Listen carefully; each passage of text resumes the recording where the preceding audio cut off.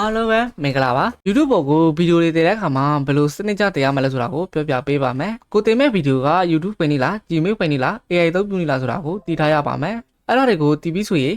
AI ကိုတုံးချရပါမယ် AI ကိုဘယ်လိုနေရာမှာတုံးချရမလဲဆိုတာကိုဆက်ပြောပြပေးပါမယ်ဗီဒီယိုတွေ YouTube ပေါ်တင်တဲ့အခါမှာ keyword တွေကိုနည်းလမ်းမှန်နဲ့တုံးချတတ်ဖို့လိုပါတယ်ဘယ်လိုနေရာမှာတုံးချမလဲဆိုတာပြောပြပေးပါမယ်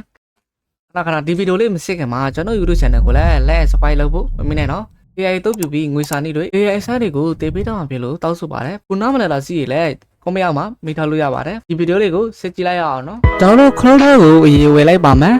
cloud မှာကျွန်တော်တို့ desktop မှာပွင့်ရေးဘယ်လိုလုပ်ရမလဲဆိုတာကျွန်တော်ပြောပြပေးပါမယ်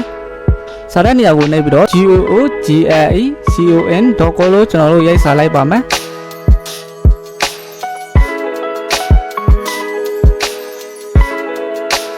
ဒါပြီးရင်ကျွန်တော်တို့ desktop မှာပွင့်ပြီလားလို့ကြည့်လိုက်ရမှာဒီကမှာဆိုရင်ကျွန်တော်တို့ပွင့်နေပါပြီ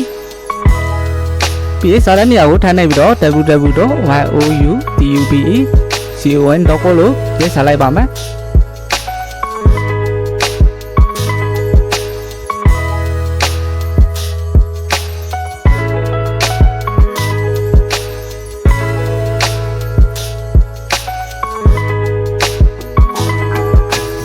โอเคပေါ်မှာရှိတဲ့ပေါင်းလိုက်ကနာကိုတစ်ချက်နှိပ်လိုက်ပါ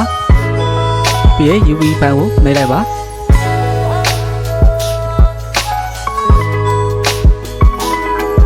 ဒီနေရာမှာဗီဒီယိုတင်ပေးရမှာပဲဖြစ်ပါတယ်ကျွန်တော်တို့ဗီဒီယိုကိုရေးတင်လိုက်ပါမယ်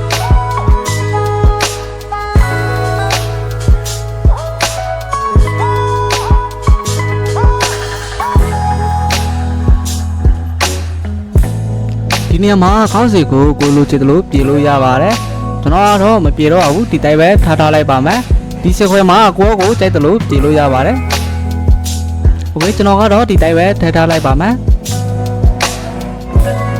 ဒီနေရာမှာကတော့ကျွန်တော်ဗီဒီယိုကဆက်လို့ချိန်လောက်ထားတာပဲဖြစ်ပါတယ်တိုင်မလီပုံကိုတော့ကျွန်တော်ဒီနေ့မှပြောပြတော့ပါဘူးနောက်ဗီဒီယိုမှာကျွန်တော်တိုင်မလီပုံကိုဘယ်လိုလုပ်ရလဲဆိုတာကိုပြောပြပေးပါမယ်သူ့စာတန်းလေးကိုတစ်ချင်းနှိပ်လိုက်ပါမယ်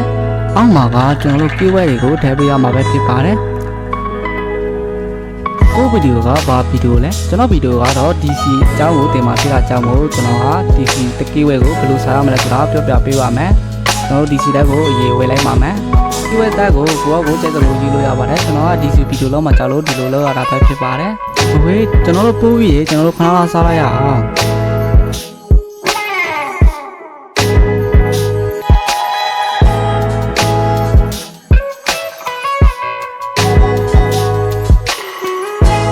ပေါ်ပြီးရအောင်လုပ်ပေးပါလို့ရေးလိုက်ပါမယ်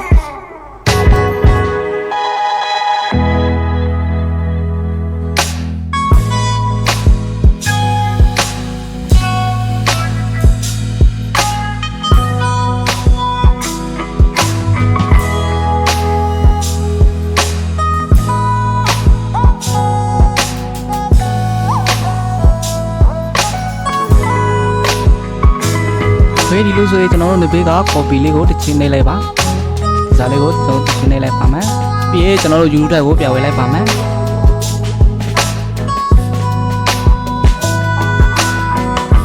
โอเคပြီးရင်ပေါ်ကိုဆွဲတယ်ပြီးတော့ဆိုဝဲပြန်နှိပ်လိုက်ပါမယ်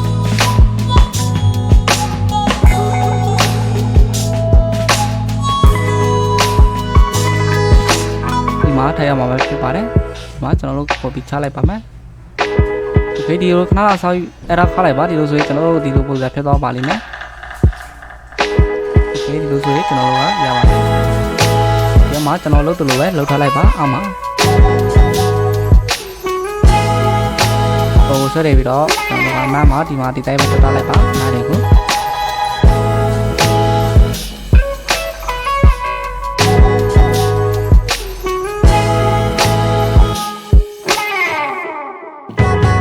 အဲ့ဒီမှာကိုကြိုက်တယ်လို့ထည့်လို့ရပါတယ်ကျွန်တော်ကတော့ဒီတိုင်းပဲထည့်ထားလိုက်ပါမယ်ပြီးရင်ကျွန်တော်တို့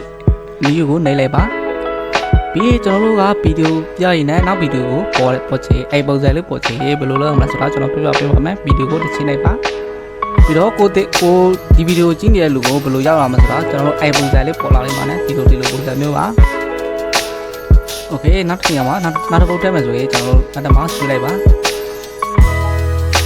ပြီးနောက်တစ်ပုတ်ကိုတက်ထဲမှာဖြစ်လို့ဒီလိုကိုကျွန်တော်ပြန်ထည့်လိုက်ပါမယ်โอเคဒီနောက်မှာဆိုဒီလိုထည့်ရမှာဖြစ်ပါတယ် ပေါ်မှာကျွန်တော်အဲ့ပုံစံလေးပေါ်လာပါလိမ့်မယ်ကျွန်တော်ကြည့်ရင်းနဲ့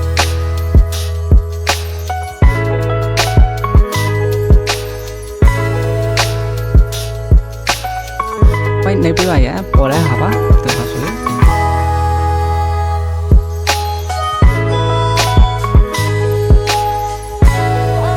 ာ့ဆက်ကြတာပြတာကြောင့်ဒီထက်စီထည့်လို့ရပါတယ်စားလေးပေါ်ရိုက်လို့ရပါတယ်ကျွန်တော် channel ကို subscribe လုပ်ဖို့မင်းနဲ့နောက်ဆိုပြီးတော့ကျွန်တော်ရေးလို့ရပါတယ်ကျွန်တော်ကတော့ထိုက်ကြတော့ပါဘူးဒီပဲထားထားလိုက်ပါမယ် Okay ပြီးပြီဆိုရင်စီးလိုက်ပါ Okay ပြီးရင်အောက်မှာ new ကိုနေလိုက်ပါဒီထန်လိုက်ပါ Okay ဒီမှာ public နဲ့လုပ်ပြီးတည်လို့ရပါပြီဒီလိုဆိုရင် YouTube ပေါ်တရားပေါ်ပါလိမ့်မယ်ဒီလို public နဲ့တည်လိုက်ရင်အားလုံးပဲစင်ပေးကြပါစေနောက်ဗီဒီယိုမှာထပ်တွေ့ကြပါမယ်အားလုံးပဲကျေးဇူးတင်ပါတယ်